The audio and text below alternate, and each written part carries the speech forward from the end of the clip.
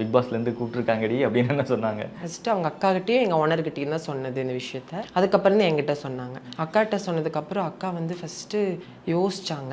இப்போ வந்து அப்பப்போ கோவப்படுவாங்க. ரம்யாக்கா ரொம்ப கோவப்படுவாங்க. நார்மலாக நம்ம ஏதாவது ஊன்னு சொன்னால் கூட கோவப்படுவாங்க. அப்போது நிறையா வீடியோவில் கோவப்படுவாங்க இல்லையா, அது வந்து அவங்களுக்கு எதிர்ச்சியாக அந்த கோவம் வர்றது தான். அவங்கள டிஸ்டர்ப் பண்ணால் கோவம் வரும். நார்மலாக அவங்க நல்லா பேசுனாங்கன்னா நல்லா பேசலாம் அந்த மாதிரி. அது மாதிரி கோவப்பட்டுட்டு இருக்கிறனால அவங்க ஃபேமிலியில் வந்து நீ ரொம்ப சிரிச்சிட்டுன்னு கோவப்படுற, வேணாம் அப்படின்னு சொல்லி யோசிச்சாங்க ஃபஸ்ட்டு பிக் பாஸ்க்குள்ளே போகலாமா வேண்டாமான்னு. அதுக்கப்புறம் ஓகே பண்ணிட்டாங்க. ஓகே நீ போய் விளையாடுனால எல்லாத்தையும் சாதிக்க முடியும் அப்படின்னு சொல்லிட்டு பிக் பாஸ்க்குள்ளே ஓகே போயிட்டாங்க. ஓகே ஆயிடுச்சு. இன்டர்வியூலாம் போயிட்டு எல்லாம் ஓகே பண்ணிட்டாங்க.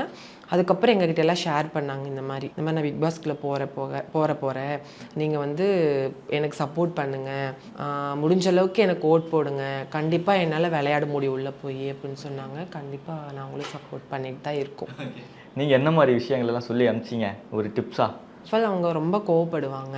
கோவப்படாதீங்க அக்கா, அங்கே போய் இதை மட்டும் கண்ட்ரோல் பண்ணிக்கோங்க, இது மட்டும் கண்ட்ரோல் பண்ணிங்கன்னா நல்லா ஓகே ஆயிரும் உங்களுக்கு அப்படின்னு. அதுக்கப்புறம் சைலண்ட்டாகவே இருக்காதீங்க, கொஞ்சம் விளையாடுங்க, அங்கே போய் நல்ல நல்ல கண்டென்ட்டாக கொடுப்பாங்க. இங்கே எவ்வளோ வாயடிக்கிறீங்க, அங்கே போய் நல்லா விளையாடுங்க, அந்த எங்களை திட்டுற மாதிரிலாம் அங்கே திட்டிடாதீங்க, அதெல்லாம் சொல்லி தான் நாங்கள் அனுப்பிச்சோம். இப்போ ஒவ்வொரு விஷயத்தில் வந்து அவங்களுக்கு எதுவும் தெரியாது, எந்த இடத்துல எப்படி பேசணும் தெரியாது. சைல்டாட்டு தான் அவங்க, ஓப்பனாக சைல்டு மாதிரி தான் அவங்க.